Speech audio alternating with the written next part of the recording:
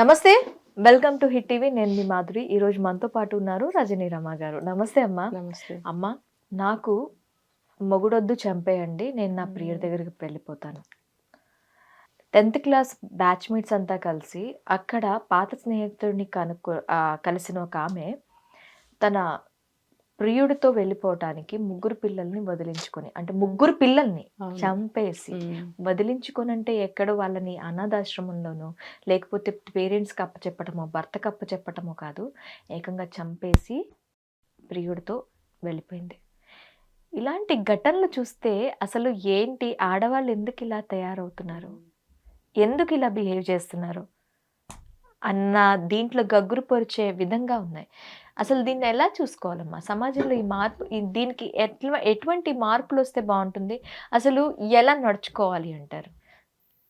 ఇప్పుడు వీళ్ళకి ఇందాక మనం చెప్పుకున్నాం, కోరికలు ఎక్కువ. తర్వాత నేను కూడా ఒక స్త్రీనే. ఏంటంటే చాలా మందికి 100కి 90% పైనే వాళ్ళ అందం మీద వాళ్ళకి విపరీతమైన నమ్మకం.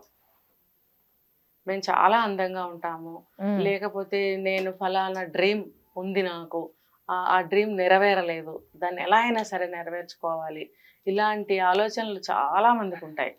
ఇప్పుడు కొంతమందికి నచ్చకపోవచ్చు ఈ మాటలు, కానీ ఖచ్చితంగా ఉంటాయి.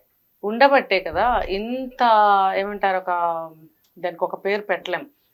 ఒక సంసారాన్ని ఏమనాలి, చిద్దులం చేసుకొని, పిల్లలు, భర్త, తన తల్లిదండ్రులు, అబ్బాయి తల్లిదండ్రులు, ఇంకా తన ఫ్యూచరు, ఇన్ని ఉన్నదాన్ని ఏమనాలో నాకు అర్థం కావట్లా.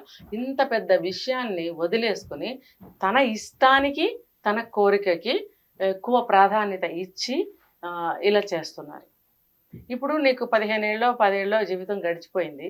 గడిచిపోయిన తర్వాత నీకు ఎవరో పాత వాళ్ళు బోల్డ్ మంది కనపడతారండి. ఇప్పుడు మీరు చదువుకున్నారు చిన్నప్పటి నుంచి, నేను చదువుకున్నాను, కాలేజ్ మేట్స్ కనపడరా? కనిపిస్తారు. వాళ్ళు అందంగా ఉండరంటారా? ఉంటారు. చాలా అందంగా ఉన్నవాళ్ళు ఉండరా? ఉంటారు. మరి మనం వెళ్ళిపోతామా? వెళ్ళిపోతారా? ఎవరైనా సరే వెళ్ళిపోతారా? అరే అలాంటి వాళ్ళు బోల్డ్ మంది ఉంటారబ్బా. మనం ఎందుకు వాళ్ళతో వెళ్ళిపోవాలనుకుంటున్నాము అంటే బుద్ధి ఇక్కడ సరిగ్గా లేదు. రెండోది, అబ్బే నా అందం కోసం ఇంకా తప్పించేస్తున్నారు. అంటే పెళ్ళైనాక ఎన్నేళ్ళైనా, ఇంతమంది పిల్లలు పుట్టినా నేను స్టిల్ చాలా యవ్వనవతిని, చాలా అందగత్తెని అని అతను అంటున్నాడు. నిజమే, ఇంత అందాన్ని, ఇంత యవ్వనాన్ని, ఇంత గొప్పతనాన్ని నేను ఇక్కడ అనవసరంగా వేస్ట్ చేస్తున్నాను. అరే అక్కడికి వెళ్తే చాలా యూజ్ అవుతుంది, నాకు ఇంపార్టెన్స్ ఇచ్చేవాళ్ళు, నా అందాన్ని ఆరాధించేవాళ్ళు, నా జీవితాన్ని ఇంకా బాగా బెటర్గా చూసుకునేవాళ్ళు ఉన్నారు అనేటువంటి గుడ్డి నమ్మకంతో కూడా ఇలా చేస్తున్నారు. దీన్ని కోరికలు డామినేట్ కూడా చేస్తున్నాయి. వీళ్ళ యొక్క కోరికలు ఏదైనా అనుకోండి, ఇవన్నీ కూడా బయటకు లాగేస్తున్నాయి వీళ్ళని. ఇప్పుడు మీరు అన్నారు చంపడం దేనికి, మరి బ్రతుకుంటే మళ్ళీ గోలవుతుంది కదా, రా మళ్ళీ కాపురానికి రా, లేదా పెద్దవాళ్ళు ఏమంటారంటే ఒక సయోధ్య చేస్తారు కదా, రండి మీరు కలిసి ఉండండి, అయింది ఏదో అయిపోయింది, ఏమైనా తప్పులుంటే సరి చేసుకుందాం. ఒకవేళ ఇల్లాస్ కూడా, అమ్మ మా వైపు నుంచి నీకు ఎటువంటి ఇబ్బంది కలగదు, రా అమ్మ ఇట్లా చెయ్యకమ్మా అని అంటారేమో. దాని మొహం ఎందుకంటారు? అంత బయటికి వెళ్ళిపోయిన తర్వాత అసలు నువ్వు వాళ్ళకి ఇంకా పనికిరావు. నువ్వు ఇన్ని అనుకున్నావే, ఇప్పుడు ఇవన్నీ అసలు వాళ్ళు అనుకోరు. అవునా, ముగ్గురు పిల్లలు పుట్టి భర్తతో ఇంతకాలం కాపురం చేసి చక్కగా సంసారం నడుస్తుంటే ఇవాళ రోజున దీనికి ఏదో వెదబుద్ధి పుట్టి బయటికి వెళ్ళిపోయింది, ఇంక ఇది వద్దురా బాబు అని చెప్పేస్తారు. అంటే నువ్వు అనుకున్నట్టు వాళ్ళని వెంటబడి ఏం అడగరు, అడుగుతారు కానీ నీలాంటి వాళ్ళని అసలు అడగరు. నువ్వు ఇంత వద్దనుకుని వెళ్ళిపోయిన వాళ్ళని అసలు అడగరు. ఏదో చిన్న చిన్న పొరపాట్లు జరిగితే పెద్దవాళ్ళు సరిచేయడానికి ప్రయత్నించి అనే మాటలు అవి. ఇటువంటి కండిషన్స్లో అనరు, తెలివి తక్కువతనం అనమాట. అలా అనుకుని భయపడిపోయి అడ్డం తీసేస్తే ఇంకెవరితో ఉండమని అడుగుతారు. కానీ అదే సేమ్ టైము నీకు ఇంకా లైఫ్ లేదనేది నువ్వెందుకు తెలుసుకోలేకపోతున్నావు? నువ్వు ఇంట్లోంచి వెళ్ళిపోతేనో, ఒక దొంగతనం చేస్తేనో నీకేం శిక్షలు పడవు. నువ్వు చేసింది ఏంటి? హత్యలు. 1, 2, 3 హత్యలు చేసావు, భర్తని జీవోత్సవాన్ని చేసావు, బ్రతికుండగానే చంపేసావు అతన్ని ఒక కేసులో. ఇంకో కేసులో నాకు నా ప్రియుడే కావాలి, నా భర్తను చంపేయండి. అదే సేమ్ జవాబు దానికి కూడా. చంపడం ఎందుకు? నీకు ప్రియుడు కావాలంటే వెళ్ళిపో, నిన్నెవరు కాదంటారు. కాకపోతే పెళ్ళి అయింది అనుకో, డివోర్స్ ఇచ్చేసి వెళ్ళిపో. మరి అతనికి ఒక లైఫ్ కావాలి కదా. రేపొద్దున నువ్వు తిరిగి వచ్చి నేనే పెళ్ళాన్ని అంటే ఆ అబ్బాయి ఏమవుతాడు? అందుకని డివోర్స్ అనేది ఒకటి పెట్టారు. నువ్వు డివోర్స్ ఇచ్చేసి వెళ్ళిపో నీ దారిని నువ్వు. నువ్వెందుకు చంపాలి అసలు? ఎవరితోనైనా ఎందుకు చంపించాలి? నువ్వెవరు చంపడానికి? ఎవరికి హక్కు లేదు చంపడానికి. నువ్వు నీ ఇష్టంగా వెళ్ళిపోతున్నావు. అదే నీ భర్త ఇష్టపడి వెళ్ళిపోతే నిన్ను చంపేయమన్నప్పుడు నీకు ఎలా ఉంటుంది? ఇప్పుడు ప్రతి ఒక్కళ్ళు సమాజంలో, ప్రపంచంలో అందరూ కొన్ని విషయాలు ఆలోచించాల్సిన అవసరం ఎంతైనా ఉంది.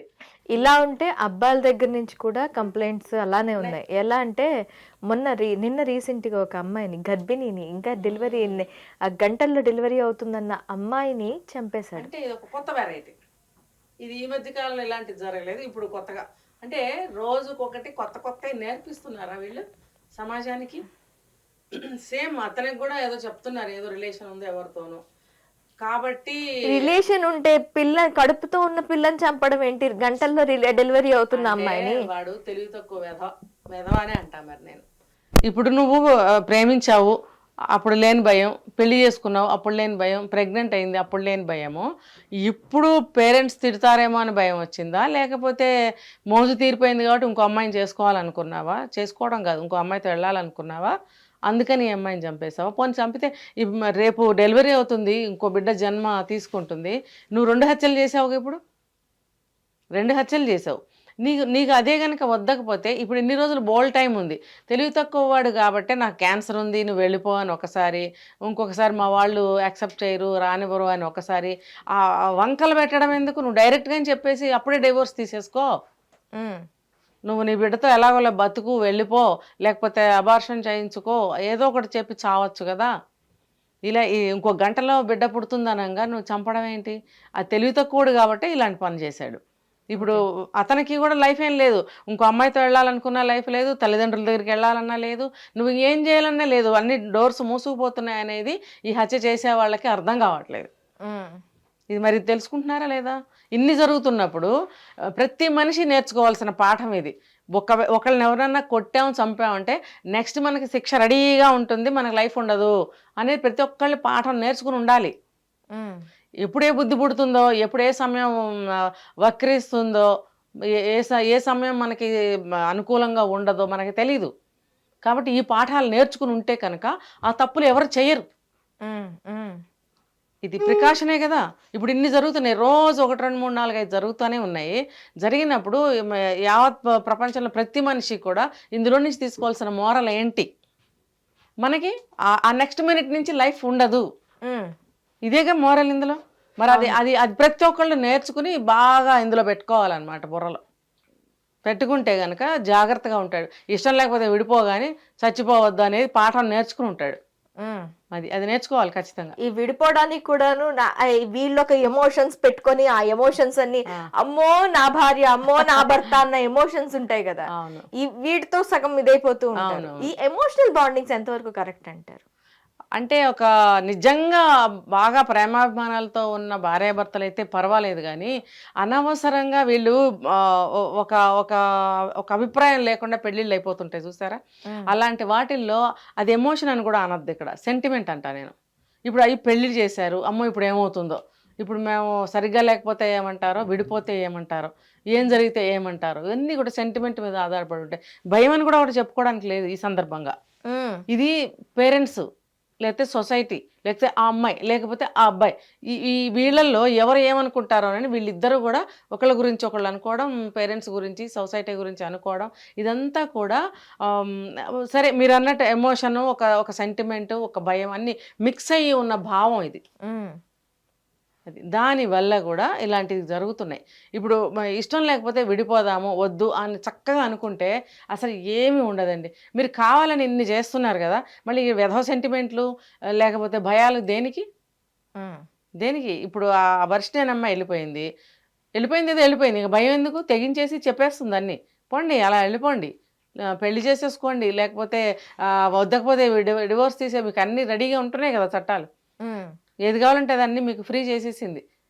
డెమోక్రటిక్ కంట్రీ అని అనుకున్నాం ఇంతకాలం, ఇప్పుడు నిజంగా అన్నీ ఫ్రీ చేసేసి ఇలా వదిలేస్తుంది జనాన్ని. అందుకనే చాలా వరకు లేవు చూడండి కంట్రీస్, డెమోక్రటిక్ కంట్రీస్ చాలా తక్కువే ఉన్నాయి. మరి ఎందుకు ఇగో ఇటువంటి కట్టుబాట్లు లేకపోతే చాప కింద నీరులాగా 1, 2, 3, 4, 5 కోట్లల్లో నేరాలు జరిగిపోతుంటాయి. కోట్లల్లో నేరాలు జరిగిపోతే దేశం ఏమైపోతుంది? అలాంటప్పుడు ప్రజాస్వామ్యం కావాలా? కావాలి అనుకున్నప్పుడు మనం ఎలా ఉండాలి? అది వ్యక్తి స్వేచ్ఛ ఎంతవరకు ఉండాలి? నీ వరకు ఉండాలి. అది నువ్వు సమాజాన్ని చీడపట్టించి చేస్తున్నావు. ఇక ఇది మెల్లగా ప్రపంచ దేశాలకే పాకుతున్నాయిగా ఇవన్నీ. కాపీ, ఒకళ్ళని చూసి ఒకళ్ళు దేశాలు మారిపోయి ఒకప్పుడు భారతదేశం దగ్గరికి మంచి నేర్చుకోవడానికి వచ్చేవాళ్ళు కదా. ఆ మంచిని ఇప్పుడు మనం వాళ్ళంతా మంచి నేర్చుకొని బాగానే ఉన్నారు. వాళ్ళ దగ్గర నుంచి తెచ్చుకున్న ఏవైతే వక్రబుద్ధులు ఏవైతే ఉన్నాయో మనం ఈరోజు చూడాల్సి వస్తుంది. ఇంకా చెప్పాలంటే ఎవరి వాల్యూస్ ఎవరి వాళ్ళకు ఉన్నాయండి. హిట్ టీవీ యాప్, ఇందులో short news, live news, entertainment shows, movies, digital magazines తో పాటు మీ జిల్లా వార్తలను కూడా ఫ్రీగా చూడొచ్చు. ఇంకెందుకు ఆలస్యం, వెంటనే హిట్ టీవీ యాప్ ని డౌన్లోడ్ చేసుకుని ఫ్రీగా ఎంటర్టైన్మెంట్ పొందండి. Hit TV app. Hit TV app. Please download Hit TV app. Hit TV యాప్ని ఫ్రీగా డౌన్లోడ్ చేసుకొని ఎంజాయ్ చేయండి. మీకు నచ్చిన ఎంటర్టైన్మెంట్ కోసం హిట్ టీవీ యాప్ ని ఫ్రీగా డౌన్లోడ్ చేసుకుని ఎంజాయ్ చేయండి. హిట్ టీవీ యాప్ని డౌన్లోడ్ చేసుకుని ఆస్వాదించండి, ఆశీర్వదించండి. ఇంతమంది సెలబ్రిటీలు హిట్ టీవీ యాప్ ని డౌన్లోడ్ చేసుకోండి అని చెప్తున్నారంటే ఎంత మంచి యాప్ ఆలోచించండి. అమెరికాలో చదవాలనుకునే వాళ్ళకి విశ్వసనీయమైన పేరు మన శౌర్య కన్సల్టెన్సీ. UK లో 1 year masters. UK లో 1 year masters. 2 years work permit up to 5 years visa. Contact Saurya Consultancy. Contact 89851 89851.